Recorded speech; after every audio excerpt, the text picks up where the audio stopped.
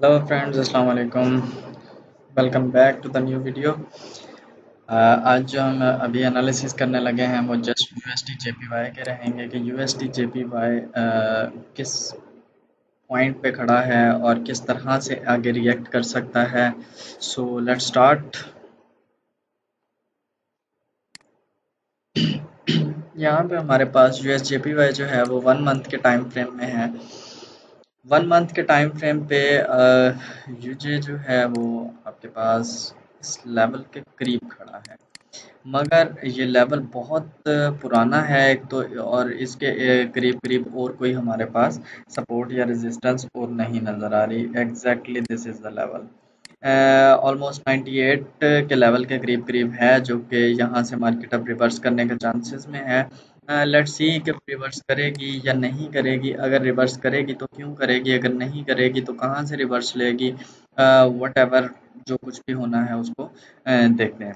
तो monthly time frame में हमने सबसे पहले बुलिश मूवमेंट देखनी है कि फुली मार्केट स्ट्रॉन्ग है। सिंस 2020 दिसंबर मार्केट फुली स्ट्रॉन्ग है, और अभी तक नीचे आने का कोई ख़ास सिनारियो किसी भी किस्म की 1 से 2 मंथ जो है वो नेगेटिव रही है। अदरवाइज़ मुकम्मल तौर पे पॉजिटिव है। अगर हम वीकली चार्ट में चले जाएं तो वीकली चार्ट में हमारे पास कुछ एनालिसिस हुए हुए हैं, जो कि यहाँ पर हमारे पास ये सपोर्ट एंड रेजिस्टेंस ड्रॉ है, जिसमें से अभी हम यूज़फुल जो है उसको रखेंगे और यूज़लेस जो है हम उन चीज़ों को ख़त्म कर देंगे।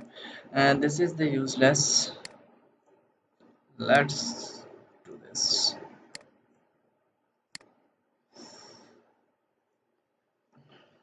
Here you can see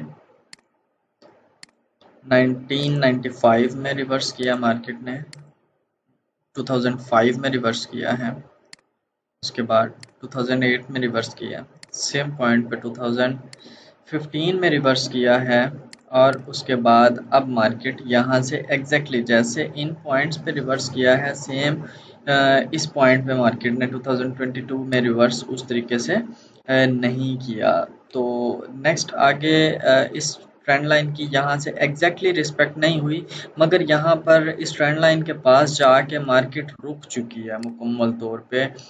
एक बहुत बड़ी कैंडल बनी है ये वाली स्पाइनिंग टॉप के तौर पे, तो जिसको हम छोटे टाइम फ्रेम में क्लियर करेंगे। तो ये एक पॉइंट ऑफ इंटरेस्ट हमारा है। उसके बाद इसके बाद अगर यहाँ से ये गिरेगी तो हमारे पास ये इस लेवल तक आ सकती है, जो कि 1992 की रेजिस्टेंस है। फिबोनाची ज़रूरत नहीं है, इसको ख़त्म करते हैं जी। 1992 की जो रेजिस्टेंस लेवल था, अब वो हमारा सपोर्ट लेवल है इस पॉइंट पे। लेकिन इसके साथ साथ हमारे पास जो नेक्स्ट एक सपोर्ट लेवल इसका मार्केट का आया है वो ये लेवल है। इस लेवल से मार्केट रिवर्स हुई है, यहाँ पर उस लेवल की रिस्पेक्ट नहीं हुई, तो करंटली हम इसको उस हिसाब से एक वैल्यू नहीं देंगे। इससे बेस्ट वैल्यू जो होगी मार्केट की वो हमारे पास ये पॉइंट रह जाएगा। तो इस पॉइंट को हमें फिल वक्त ख़त्म करना होगा। तो यहाँ से भी हो सकती है, लेकिन मार्केट का कोई ज़्यादा चांसेस नहीं है। एक तो बहुत पुरानी रेजिस्टेंस है, और उसी रेजिस्टेंस के करीब अब उसने न्यू सपोर्ट क्रिएट कर दिया, तो हम हमारे लिए ये सपोर्ट जो है वो मैटर करती है। इसी तरह इससे नीचे अगर आपके पास आते हैं तो हमारे पास एक ये सपोर्ट मुकम्मल तौर पे इसने क्रिएट कर दिया। तो यहाँ से मार्केट जो है यहाँ तक या ये इसके सपोर्ट लेवल्स मार्केट ले सकती है। अगर यहाँ से रिवर्स बैक करती है तो उसके बाद जो इसका बीओजे है वो इसके डिफरेंट टाइम्स में नोटिस ले रहा है कि क्यों ऐसा जेपीवाई के साथ हो रहा है, रेगुलरली जेपीवाई क्यों गिर रहा है। तो एन मुमकिन है कि वो इसको कंट्रोल करेंगे, और आते दिनों में हम जेपीवाई को स्ट्रॉन्ग और यूएस जेपीवाई को नीचे देखेंगे। तो अगर हम डे वन के टाइम फ्रेम में जाएं तो डे वन का टाइम फ्रेम ज़रा काफ़ी चीज़ें हमें क्लियर कर रहा है। ईज़ीनेस हो जाएगी हमारे लिए कि आगे मार्केट क्या करने वाली है। यहाँ पर देखें कि डे वन में हमारे पास एक ये ट्रेंड लाइन है। Here is the trend line जिसको मार्केट रिस्पेक्ट दे रही है अभी। इसको थोड़ा सा एडजस्ट अगर हम कर देते हैं तो इसी के अंदर आ जाती है। तो मार्केट ने इसको मुकम्मल तौर पे रिस्पेक्ट किया है।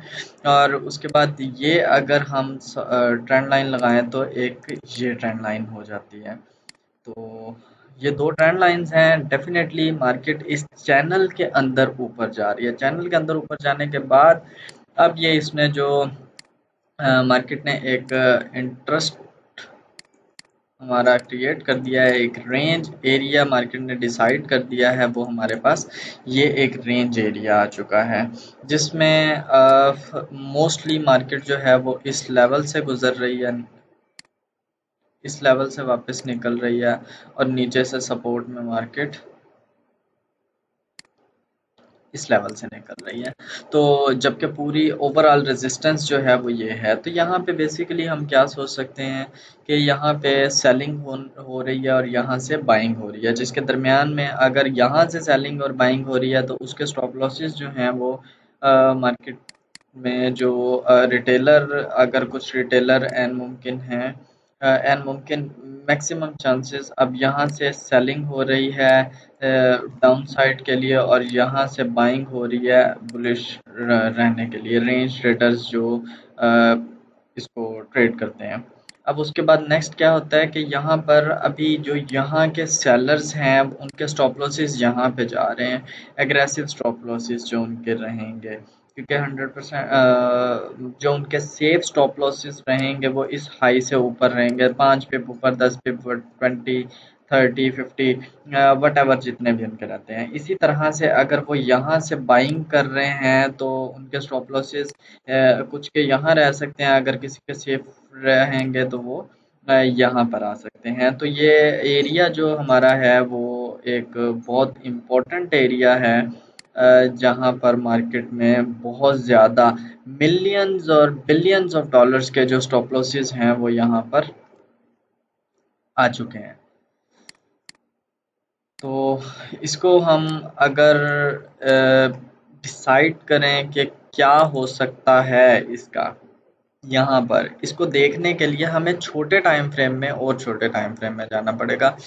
मंथली टाइम फ्रेम ने हमें बताया कि ये अपनी रेजिस्टेंस लेवल के पास खड़ा है। वीकली टाइम फ्रेम ने हमें दोबारा बताया कि मार्केट जो है वो पूरे वीक में कोई डिसीजन नहीं दे सकी, ओवरऑल वहीं पे आके मार्केट रुक गई। एक दफ़ा स्ट्रांग हुई है, एक दफ़ा वीक हुई है, मगर कोई ख़ास डिसीजन मार्केट नहीं दे सकी। उसके बाद जब डेली टाइम फ्रेम में आए हैं तो डेली टाइम फ्रेम में हमें ये रेंज नज़र आ चुकी है।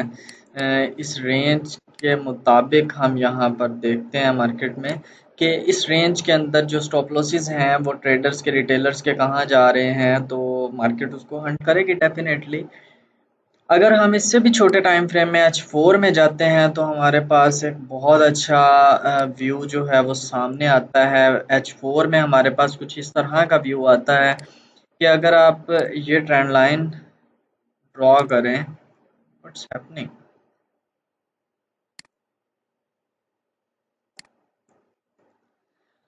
अगर आप ये ट्रेंड लाइन ड्रॉ करें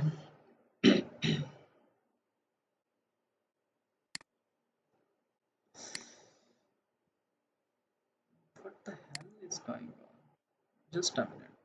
तो दोस्तों हम देख रहे थे कि H1 H4 में अगर हम USD JPY को देखते हैं तो ये हमें बिल्कुल क्लियर हर चीज़ बताता है, इसमें किसी किस्म का कोई शक नहीं रह जाता है एनालिसिस करने में। Let me elaborate. यहाँ पर देखें, स्टार्ट से यहाँ से मार्केट बुलिश गई, यहाँ से रेगुलरली बुलिश थी, तो बुलिश जाने के बाद ये एक कैंडल अपोजिट कैंडल लगी, अपोजिट कैंडल लगने के बाद अब उसके बाद मार्केट ऊपर गई। तो ऑर्डर ब्लॉक के रूल्स के मुताबिक यहाँ पर आप इसको एक्सपेक्ट करते हैं कि मार्केट अगर नीचे आती है तो वो इस ऑर्डर ब्लॉक तक आ जाएगी। यहाँ पे इसका मतलब ये होता है क्योंकि ये एक हायर हाई और हायर लोज में से ये हायर लो है, तो इस वजह से higher high, higher low, higher high, higher low, उसके बाद ये हाइज के करीब और ये लो, उसके बाद मार्केट ऊपर गई। तो अगर मार्केट ने ये स्ट्रक्चर ब्रेक करना है, मुकम्मल तौर पे डाउन ट्रेंड में कन्वर्ट होना है, तो उसको इस ट्रेंड को इस पॉइंट को ब्रेक करके नीचे जाना होगा। तो यहाँ से नीचे जाने के लिए उसको मुकम्मल तौर पे स्ट्रक्चर ब्रेक करना पड़ता है, न्यू स्ट्रक्चर यहाँ पे बनाना पड़ता है और सारा रिएक्शन मार्केट को देना पड़ता है। उसके लिए क्या होता है कि अभी हमारे पास ये एक मेन पॉइंट रह जाएगा कि जो हमारा इंटरेस्टेड पॉइंट है कि यहाँ पर हमारे बहुत से डिसीजंस होने हैं। एक इसी तरह ये पॉइंट है और सेम एज इट इज़ एक पॉइंट हमारे पास ये भी था।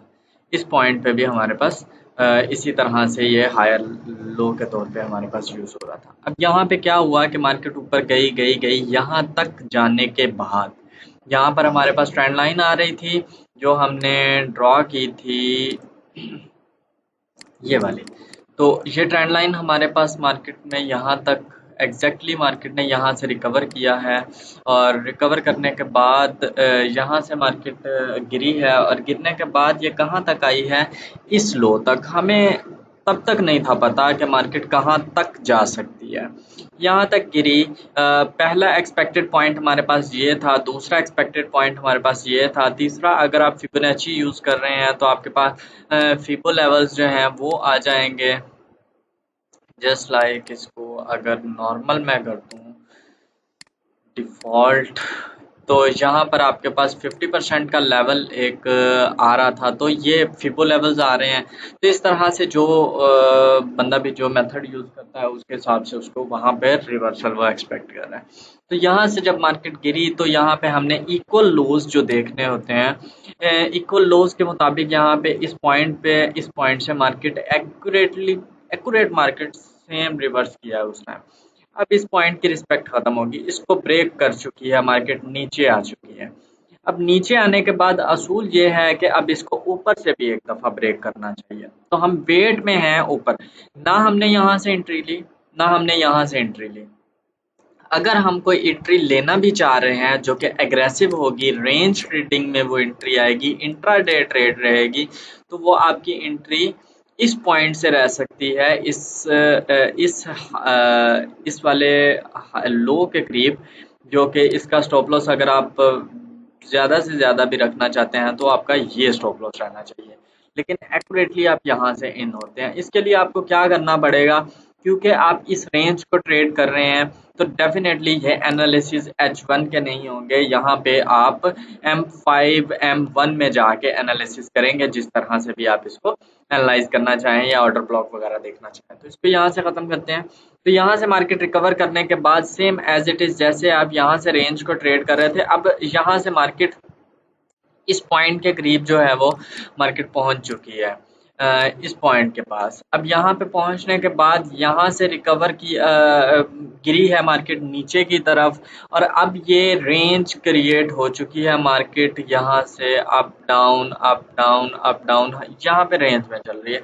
अब इस रेंज का मतलब क्या है हमारे पास, हम इसका क्या मकसद समझेंगे। इस रेंज में देखें, यहाँ से सेलर्स इंटर हो रहे हैं, यहाँ से बायर्स इंटर हो रहे हैं, यहाँ से सेलर्स इंटर हो रहे हैं, यहाँ से बायर्स इंटर हो रहे हैं।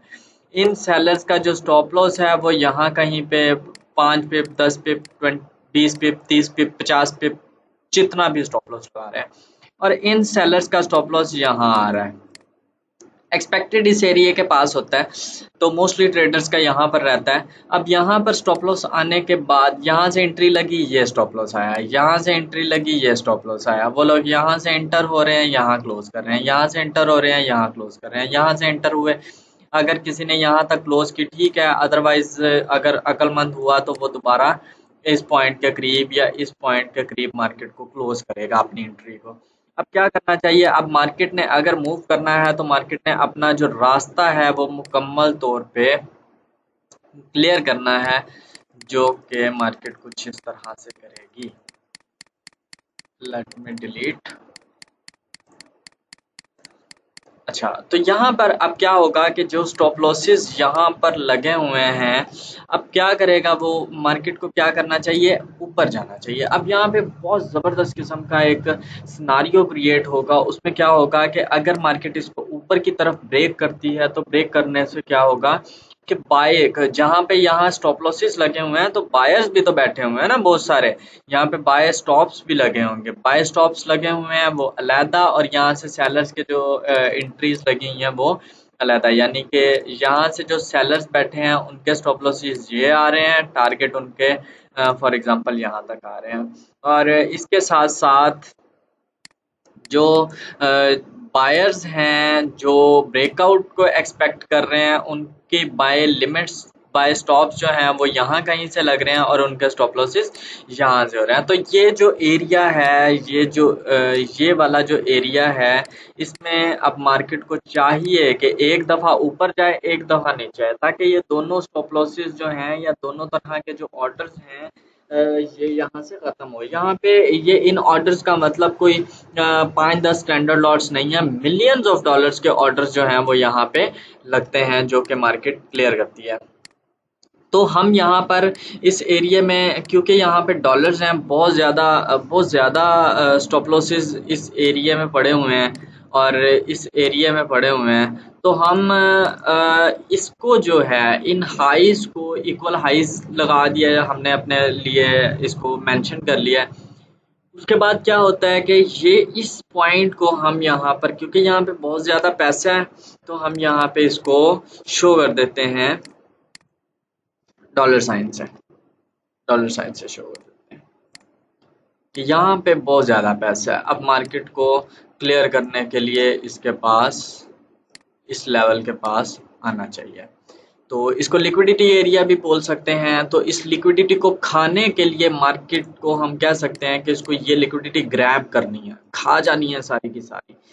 यहाँ तक मार्केट अगर पहुंचेगी, अब यहाँ पे सेम वही हुआ, ये ग्रैब करने के बाद अब क्या होगा कि इसको ये तो इसने बायर्स को और सेलर्स को यहाँ से आउट किया।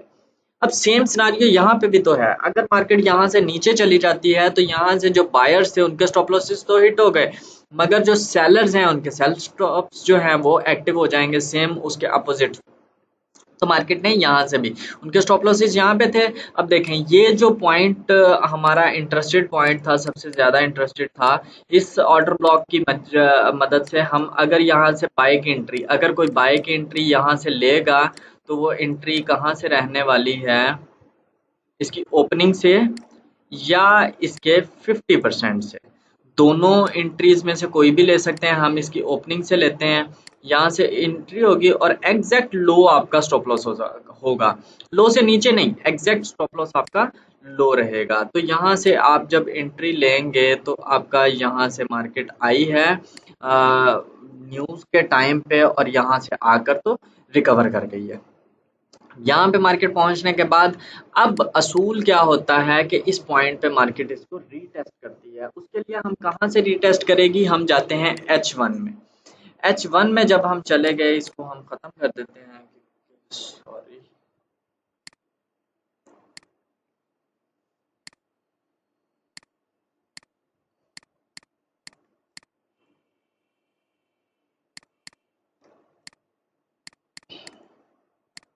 इस पॉइंट पे हमारे पास एक एंट्री आ रही है।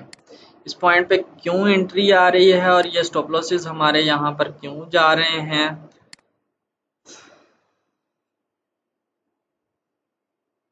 ये हमारी एंट्री है।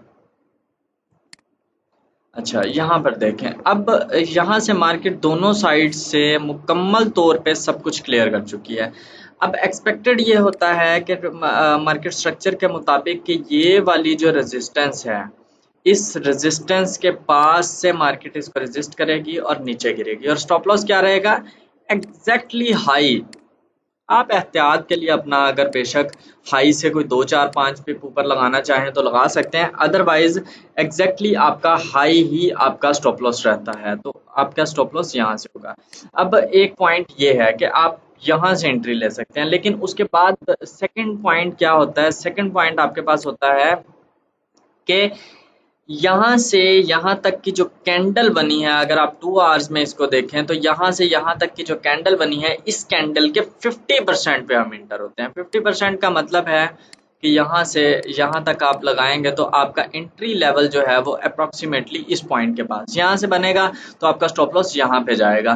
तो ये 2 पॉइंट्स आपके पास हो गए हैं। अब हो सकता है कि मार्केट यहीं से गिर जाए, हो सकता है कि यहाँ से गिरे, और हो सकता है यहाँ से गिरे। अगर यहाँ से गिरेगी तो उसकी रीज़न आपको समझ आ गई है कि क्यों ऐसा होगा।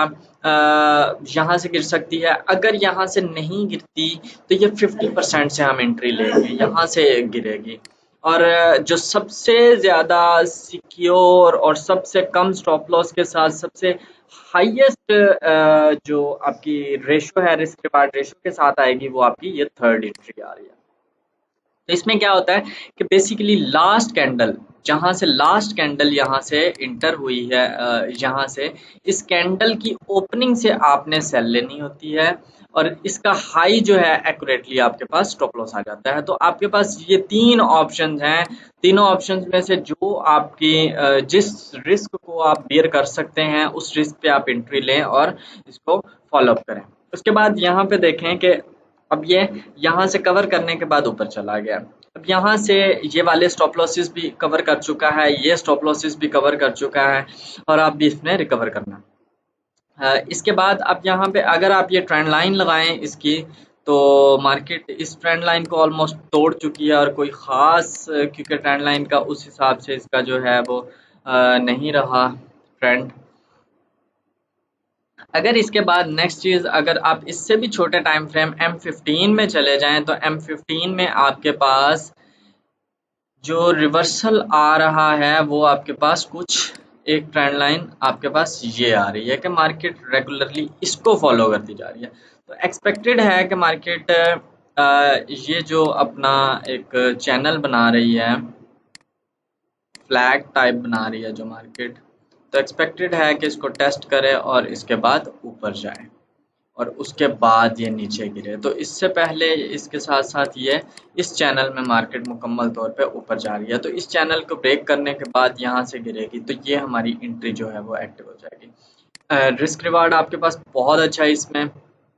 यहाँ से आपकी एंट्री आ रही है अप्रॉक्सीमेटली इस पॉइंट के करीब से अगर आपकी एंट्री आ रही है, तो अगर आप लोएस्ट प्रॉफिट भी लेना चाहते हैं तो वो आपके पास 4.2 का आ रहा है, 1:4 का स्टॉप लॉस आपके पास इजीली आ रहा है।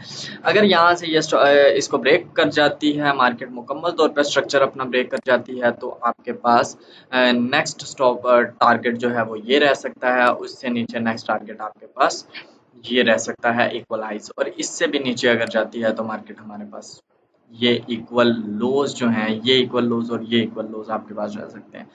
तो ये इसके एनालिसिस हैं जो कि मार्केट आते टाइम में रिएक्ट दे सकती है।